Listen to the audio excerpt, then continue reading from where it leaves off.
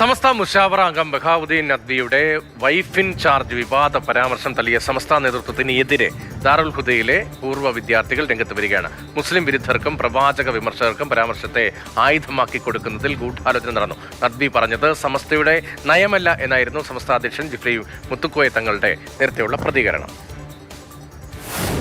പ്രവാചക വിമർശകർക്ക് ഉസ്താദ് കൊടുത്ത മറുപടിയെ വളരെ മോശമായി മുസ്ലിം വിരുദ്ധർക്കും പ്രവാചകന്റെ വിമർശകർക്കും കയ്യിലേക്ക് ഒരായുധമാക്കി ഇട്ടുകൊടുക്കുന്നത് ഏത് ഇസ്ലാമിന്റെ മാനദണ്ഡ പ്രകാരം നിങ്ങൾക്ക് ന്യായീകരിക്കാൻ കഴിയും? ബോധപൂർവമായ ഒരു ഗൂഢാലോചന അവിടെ നടന്നില്ലേ? ഈ വിഷയം വിവാദമാക്കിയത് മുഴുവനും ഈ ഗൂഢാലോചനക്കാരാണ്. ഉസ്താദ് ചെയ്യാത്ത ഒരു തെറ്റ് ചെയ്തു എന്ന് ഇവിടെയുള്ള ഇസ്ലാമിന്റെ വിമർശകർ പ്രചരിപ്പിച്ചപ്പോൾ ഉത്തരവാദിത്തപ്പെട്ട സമസ്തയുടെ ഉന്നത സ്ഥാനീയരായ നേതാക്കളോട് പത്രക്കാർ വന്ന് അഭിപ്രായം ചോദിച്ചപ്പോൾ എന്ത് മറുപടി പറഞ്ഞുവെന്ന് നിങ്ങൾ കേട്ടതാണ്. അത് സമസ്തയുടെ നയമല്ല.